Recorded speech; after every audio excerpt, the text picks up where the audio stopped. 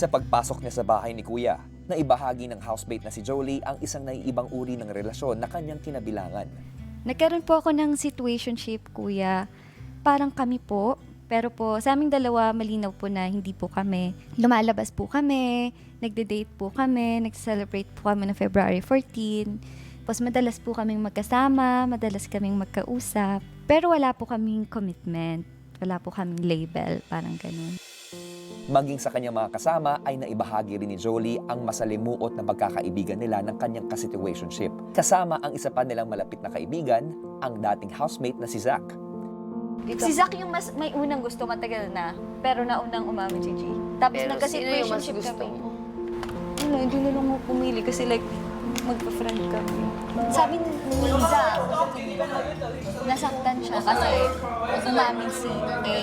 Kahit alam niya naman yung kay Zach. Ganun. Si G kasi, very yung ideal father, ideal husband. Parang, as in, kompleto siya kunyari sa school ko. Pagbukas ko ng locker ko, may breakfast na ako. So, ako, and kami ni Zach, nahirapan kami lalo na sa situation. Hanggang pag-decide na lang namin na, Ngayong gabi, lingid sa kaalaman ni Jolie na makakasama niya sa loob ang nakasituationship niyang ito. Kilalanin natin siya.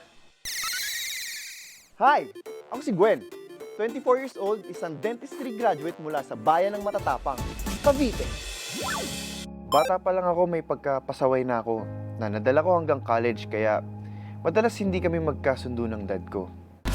But everything changed nung napasama ako sa theater at nakita ko ang passion ko.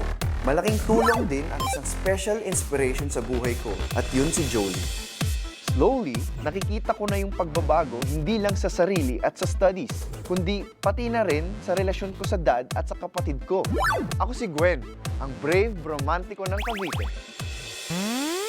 Kapamilya, kapatid at ka-A to Z all over the world, narito na ang brave bromantiko ng Cavite, Gwen. Gwen, pwede ba nang tanggalin yung blindfold mo? Ayan, oh. Hello po. Hello po sa inyo. Welcome sa Big Brother House. Pero ito, Gwen, may nasagap akong balita. Ikaw daw, di umano, ang ka-situationship ni Jolie sa labas ng bahay ni Kuya. Totoo ba ito? So po. Totoo. Okay, maraming rason kung ba't nagustuhan mo si Jolie.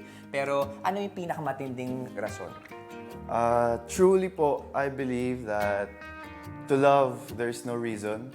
And, pero kung required naman po talaga ako sumagot, I would say that she is one of the most authentic, genuine, and pure person I have ever met in my life. Kaya, Babalikan ko lang yung sinabi mo, ha? Love mo na talaga. love po. Ibang situation na pala ang mangyayari sa loob ng bahay ni Kuya. Pero, the biggest question is, ano ang magiging situation nyo sa pagpasok mo sa loob ng bahay? Yan ay malalaman natin. Kaya naman, huwag na natin patagalin pa, Gwen. Pansamantala ka muna magpaalam sa outside world dahil papasok ka na sa loob ng bahay ni Kuya. Good luck, pare. Okay, good luck. Kapusing pa si Gwen. Galing pa siya. Okay, thank you.